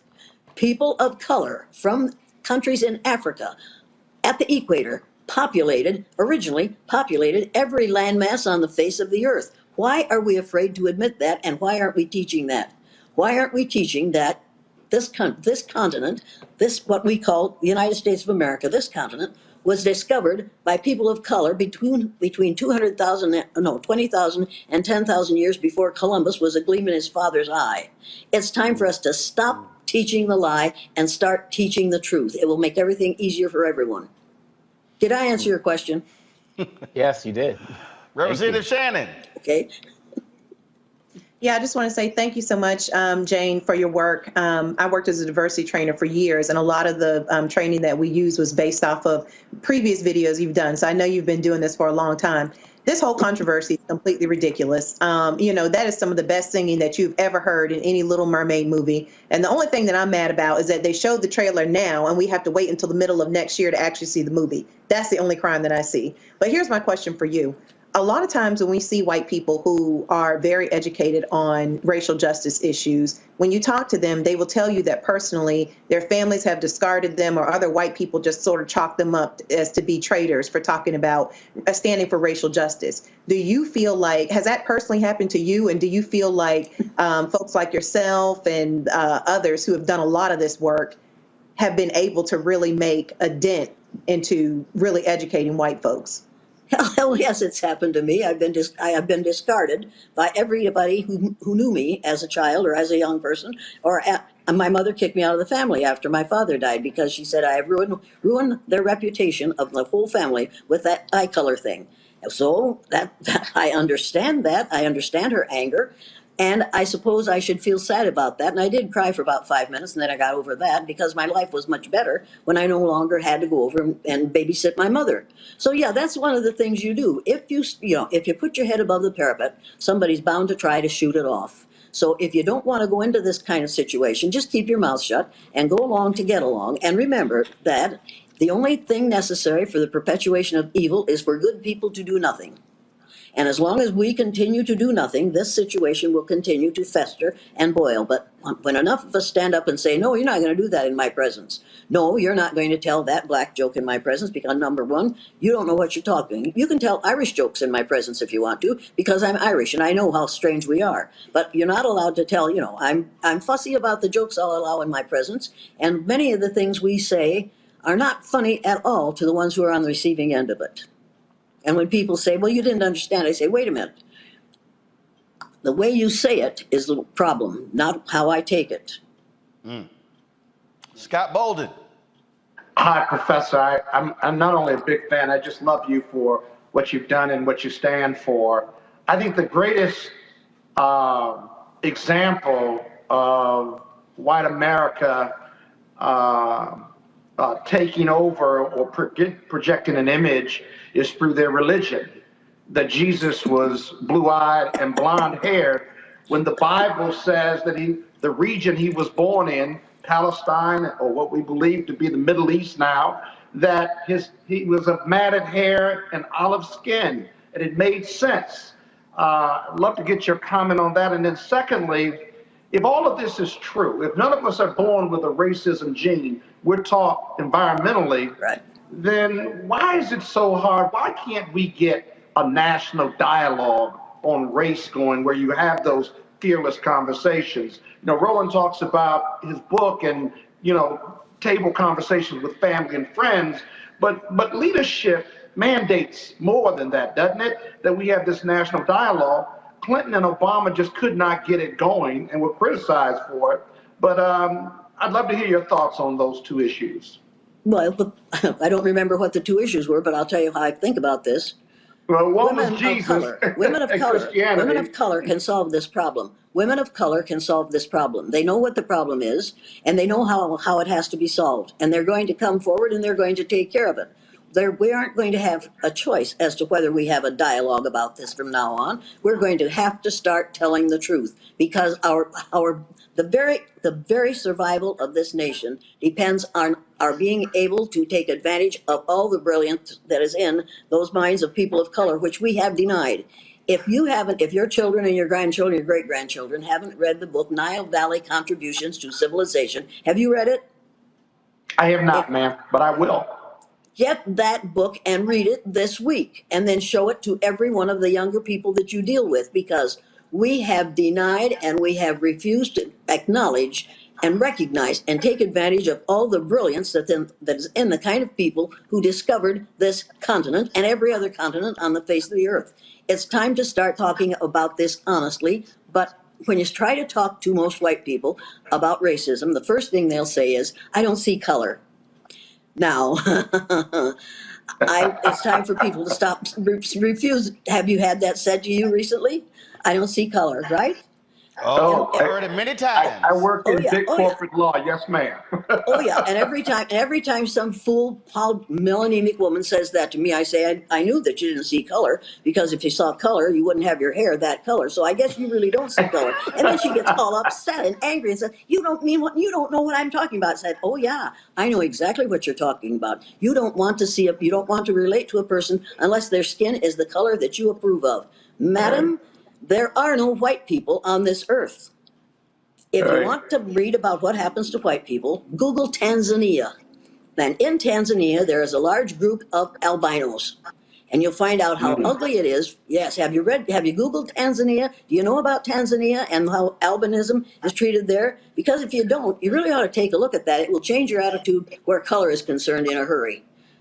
People, we are all shades of brown. Get the National Geographic magazine for April of 2018 and read it. Everybody should do that, because it's a short, simple description of what's going on in this country, what color is, where it came from, and how very, very valuable melanin is. This was, I was in the room when this happened. Bernard Shaw got the Lifetime Achievement Award from the National Association of Black Journalists in 2007. And he said this, and this was one of the things where, you know, I wish Bernie had said it when he was the chief anchor at CNN on the air to the world. Play it, folks, and then we'll talk to Jay on the flip side. Wake up. Wake up. Globally, you are an island speck in an ocean of color.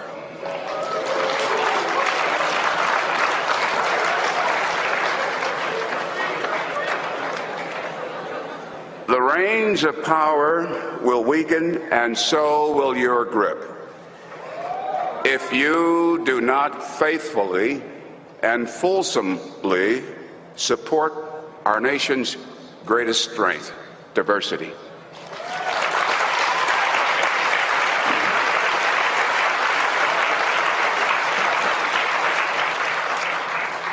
If you do not share, you will lose. Diversity. Diversity is not racial, ethnic, or gender encroachment. Diversity is our national survival.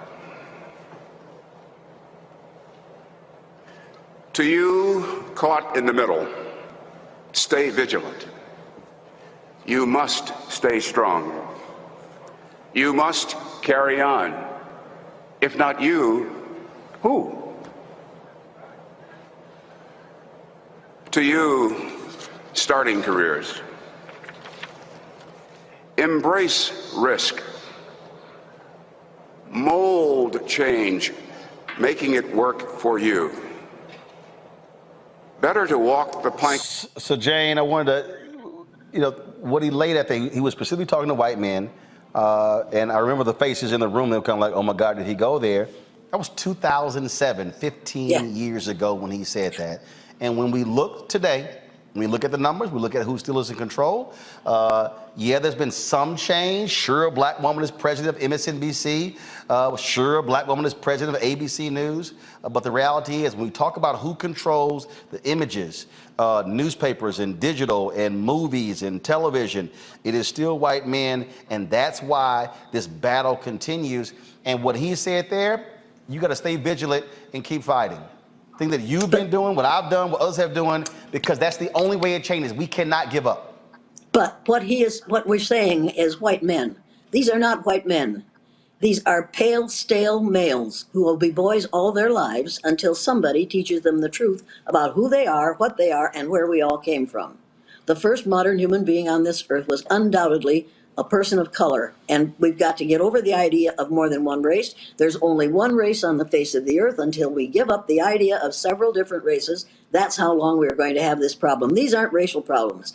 These are problems of ignorance. You can't change the color of your skin, but you can change the ignorance of your mind, and we could do that. And education could do that. Education should have done that by now, but instead we are still teaching the same old nonsense. It's time to start teaching the truth. The gentleman, the young man who's writing a book on you called me and he interviewed me, and he said, Roland, are you surprised that there are not more Jane Elliott's? And I said, no, it's not surprising. I said, because it takes a level of courage to say what needs to be said. And I've said there should be 10,000, 100,000, 1 million Jane Elliott's and 10 Wises and others. I said, because that is what it's going to take. I said, because you have to confront it head on. That eye test, again, when people they play those videos, they still go around when you said, how many of y'all in this room would trade places with a black person? And nobody says anything because they know. What did Chris Rock say? Ain't a white man in America want to trade places with me and I'm rich. Because they know what that history has been. But you see, there's more than 10,000 Jane Elliott's. There are a whole lot more black women than that. And every woman of color has forgotten more since breakfast than I will ever learn about racism. They have the answer because they know the problem. They know how it feels to be right on the receiving end of it, and they do not want to cause that feeling in anyone else. If you haven't had that experience, you don't realize how damaging it is. They have had that experience, and they're going to be the ones who lead us out of this mess. Make no mistake about that. They are going to be the ones who lead us out of this mess.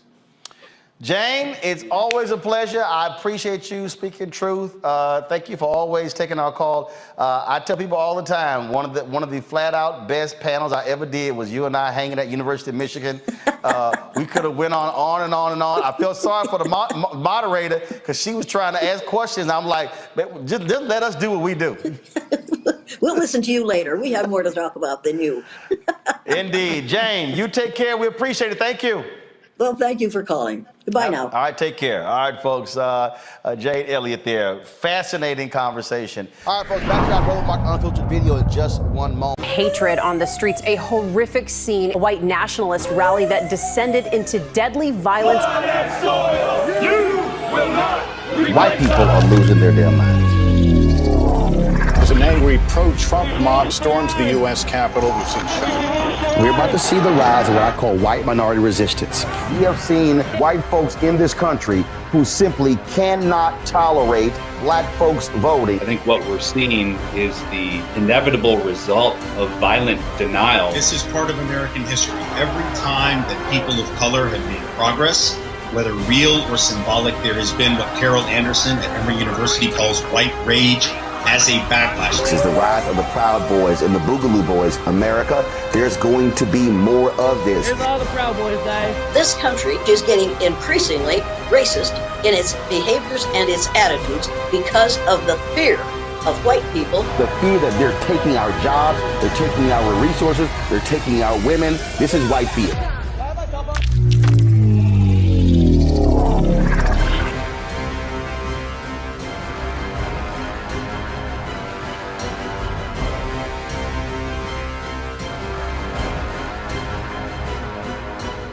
All right, folks, in Savannah, Georgia, a black alderwoman accuses a white city council alderman of calling her a ghetto black bitch on video. There was an altercation that took place after a recent city council meeting, and it was captured by body cam footage from a police officer. Watch this.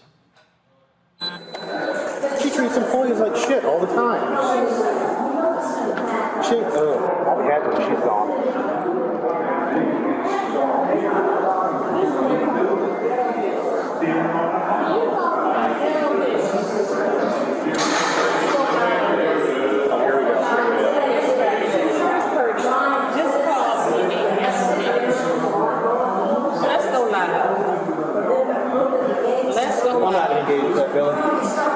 Okay, so here's what I can do. When you're asking me to go That's what I thought. the moisture in her front yard, fine. I guess that makes you more because he's polite.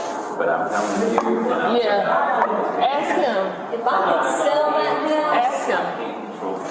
Ask him. Did you get that on your body cam? Him calling me a ghetto bitch? Did you get that? Yeah. He called me a ghetto bitch. Yes. One of y'all got it on your body cam, so I'm sure you do. Because you eroded it with all the storm.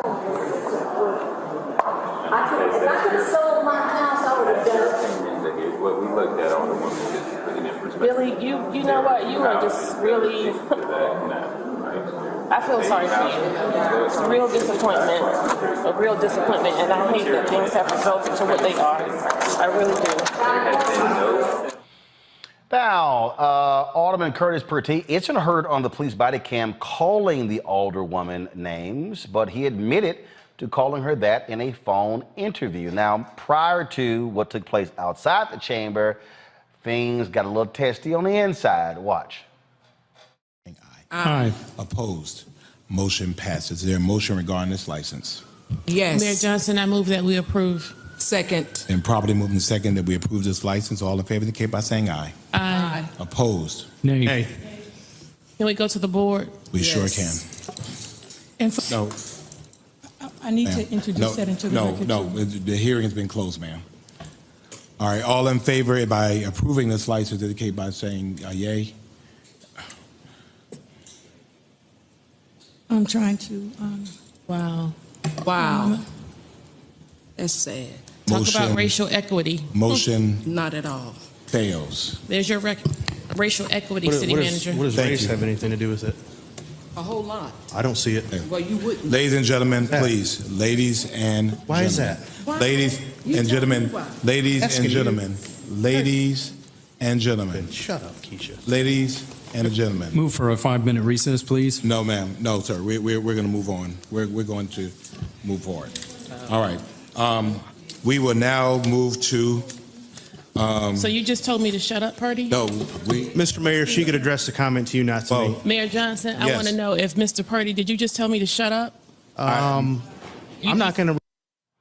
All right, joining us right now is Savannah, Georgia Alderwoman Keisha Gibson Carter. So what is going on here? Has this been a contentious battle between y'all for months, years? What's going on? I'm in a contentious battle for the citizens of Savannah. With regard to the interpersonal relations or the lack thereof, I really try not to focus too terribly much on that.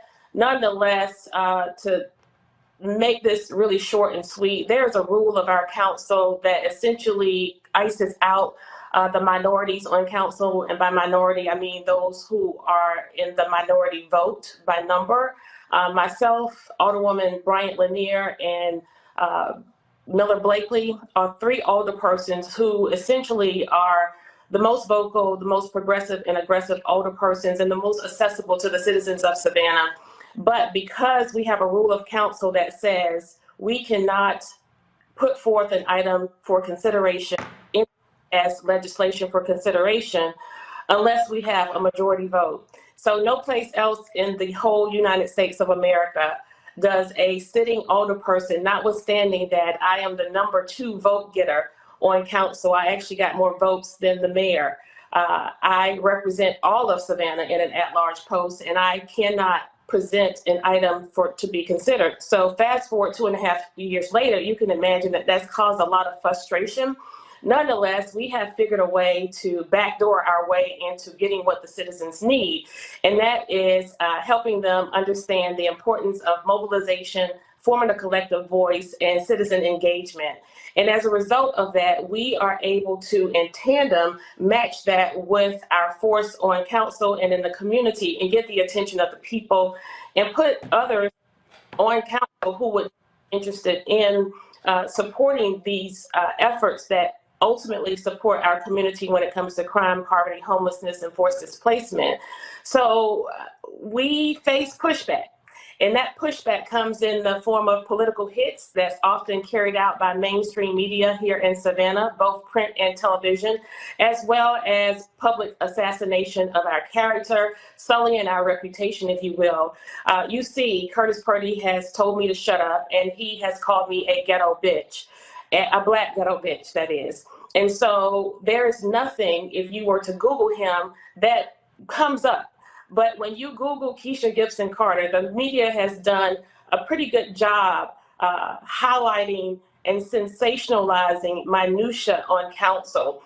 This Curtis Purdy, this individual has filed a bogus ethics complaint. I was shepherded through a process where I was humiliated, and we wasted thousands of dollars of taxpayer money. We waste precious staff time only to have Curtis Purdy come to me a week later and apologize and say he was encouraged to file the ethics complaint, and he subsequently apologized. Well, we continued. We stayed on the wall. We did not give up. We continued to advocate for the citizens of Savannah, only to now find myself in a firestorm where I'm accused of calling, just by the sheer fact that I said the word racist or told a colleague that his behavior and rhetoric was racist on council, I was voted out of council chair. And physically, the mayor moved my seat physically. And so, you know, these are things that people said that I said. Nothing was captured with regard to the ethics complaint where it was stated that I cursed people out and I hit somebody with my pocketbook. It's the most ridiculous accounts of behavior that can be matched with public government.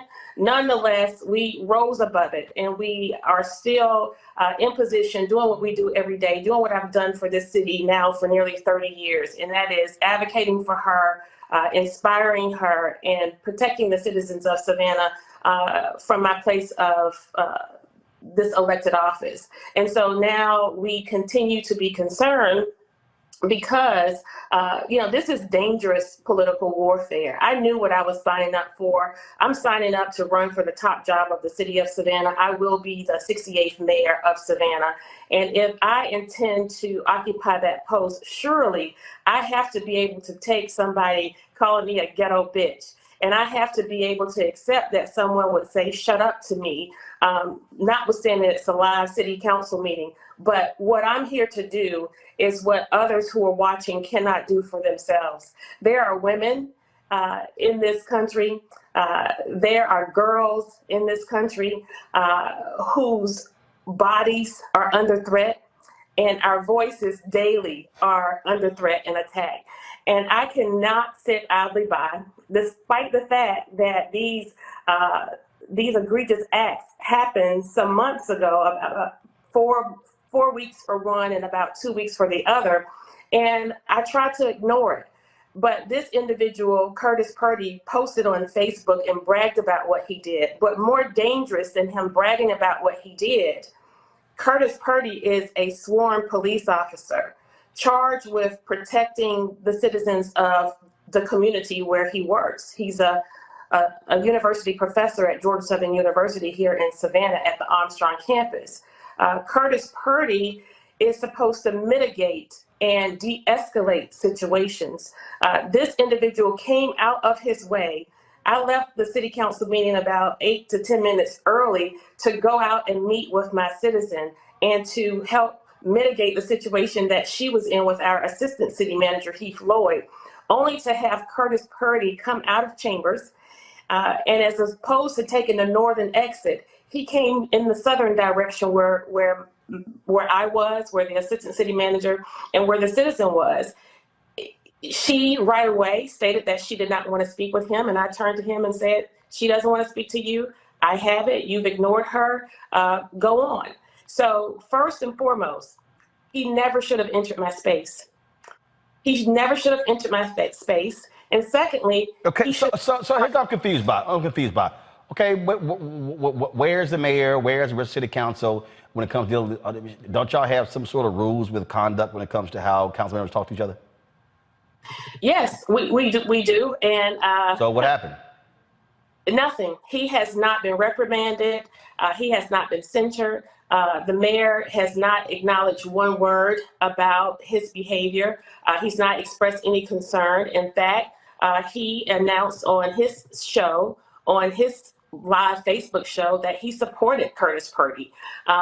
And that here again is another reason why I'm speaking up and speaking out, because as I stated, this $60 bathroom. So this is, so it's just strange to me. Again, like I say, I've seen other city councils where they've done some stuff, but this is quite strange to me here. So, okay, so you don't have any admonishment from the council, from the mayor.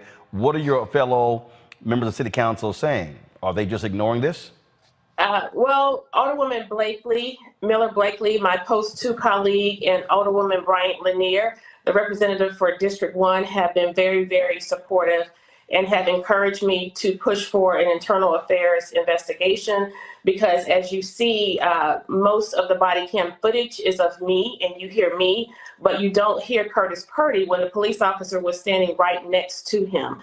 Now, you should know that the police officer is a paid sergeant who basically provides personal security, fetches the mayor's breakfast, lunch, and dinner, and drives him around in a city-issued vehicle while also getting a stipend. So this individual has allegiance to the mayor and was motivated to not capture what Curtis Purdy stated to me, but was motivated to capture what I said. And this was the second time, he used the body cam footage. They turn this footage over to the media often, and once it's on the media desk, they sprinkle their magic on it, and it turns into something totally different from what the intended purpose was or what the scenario in fact was. And so then I'm often tasked with damage control and trying to paint a different picture for the public, which I essentially have decided that no longer am I interested in chasing down and making things right. But what I will do is continue to speak up, speak out,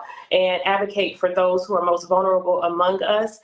As I continue to advocate for lowering taxes, I continue to advocate for integral behavior and actions within our local government, as well as how we are treating our city staff and ensuring that we have adequate services. And so you asked the question, what are the council's rules? Do you exercise these rules? Yes, the rules and the punishment, if you will, it's been used on me. And it's been used on me for things that no one heard, that was not captured on a body cam. It's been used on me for things that people just made up and said. But you have a guy who actually was captured in a live city council meeting saying he did make a post. I want to read this here. This is what he actually posted. on Facebook. He said, did I tell the alder woman at large to shut up? Of course I did. I did not apologize for saying it. I'm sick and tired of the nasties and lies that come out of her mouth. She thinks it's okay to make homophobic remarks and call people names, especially during a meeting. I'm offended, and so are the citizens of Savannah. You can't act like you care about LGBTQ people or other groups and make the remarks that you do. If anybody needs to apologize, it's her. I will always have and always will stand up for those who have been oppressed or bullied. It's time to get back to work. God bless. Final comment, your reaction. You know, the piece I find problematic about that is, one, as I stated, he was bold enough to do what he did. Two, he was not smart enough to post that on social media as a police officer. And number three, you're lying. Not only did you commit the act, but you're lying about why you committed the act. And when I said this is dangerous political warfare, Curtis Purdy knows that I have the heart and spirit of this community in the palm of my hands.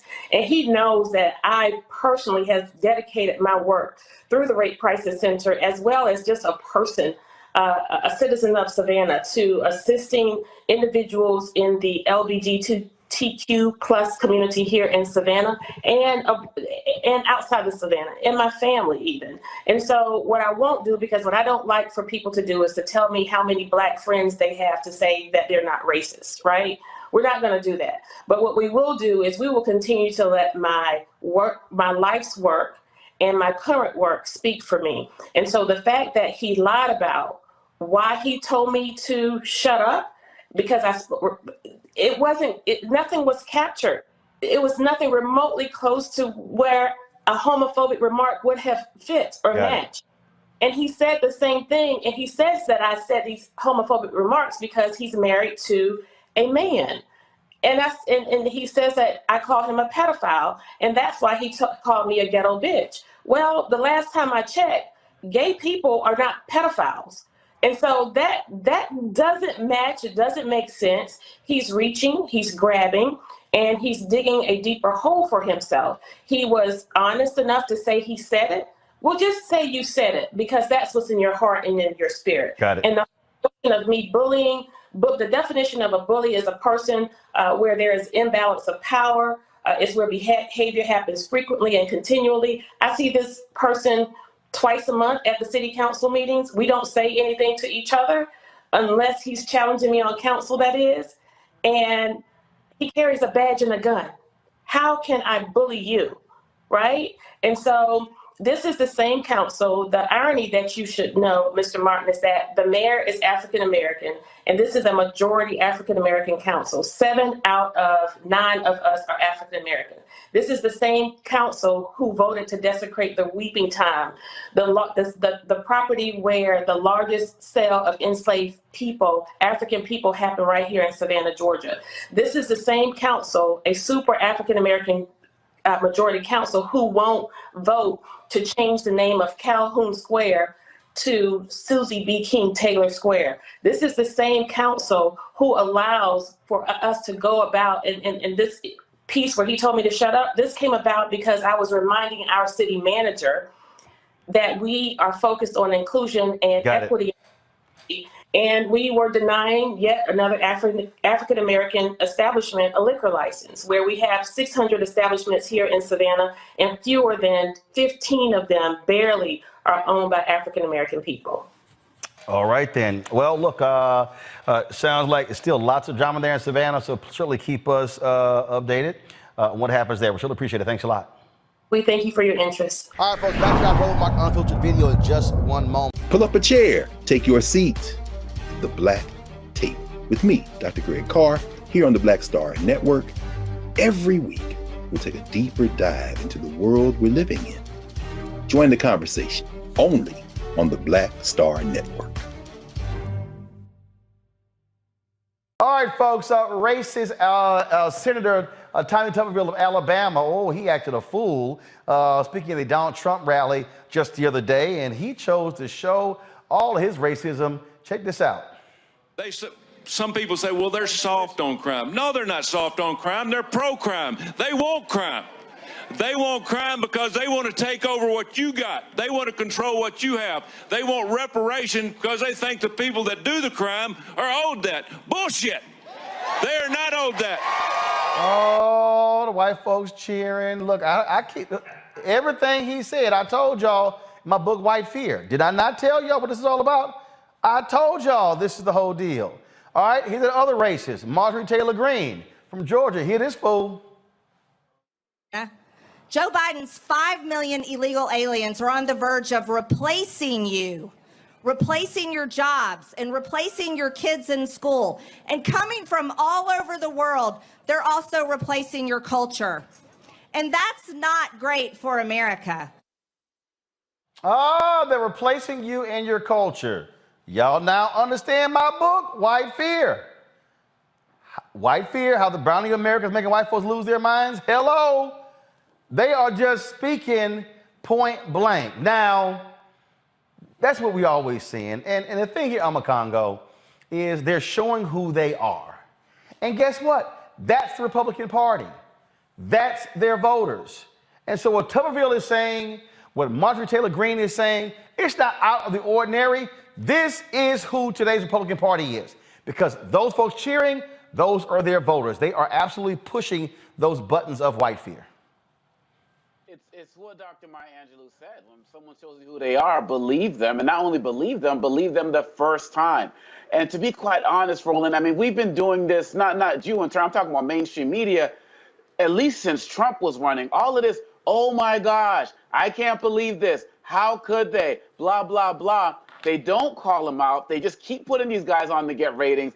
And you have been one of the few people out there who's been calling it out, actually attacking them every time it's said. And on top of that, helping black people understand a mobilization plan to fight this. Because there are no more dog whistles. Everything is a bullhorn now.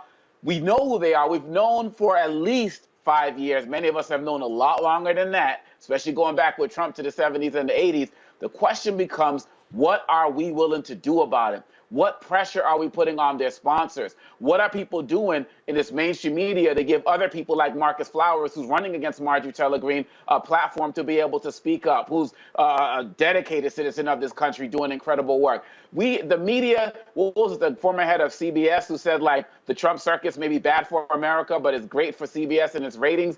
They're doing it all over again. And we have to use every platform that we have to attack them verbally, to call them out, to call out their sponsors, and most importantly, mobilize to vote, because they are showing clearly that they want to take us back and take any rights. And look, and Tuberville, a man who, exploited black people through football, and that was your claim to fame. We don't want what you got. We just want equality, and just get out of our way, and we're going to keep doing what we need to do.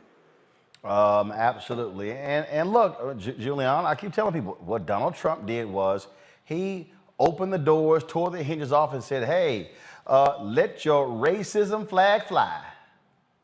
There you go. I mean, he unleashed a beast. The beast was always there, but was somewhat tame and knew better than to do certain things. But he unleashed the beast and probably gave it, some kind of stimulant, because he had everything has been on a fast track in terms of taking away our rights, talking racist nonsense. I mean, Tuberville, when you look at the composition of the state of Alabama, he is a walking proof of gerrymandering, of anything negative about the vote you can think of.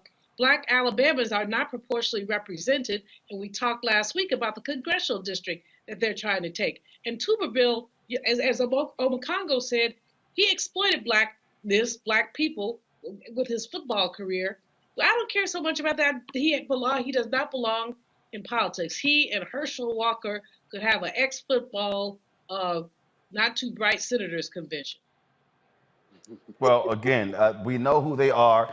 Renita, again, I keep telling folks, this is why I wrote the book. This is going to continue. This is like not out of the ordinary.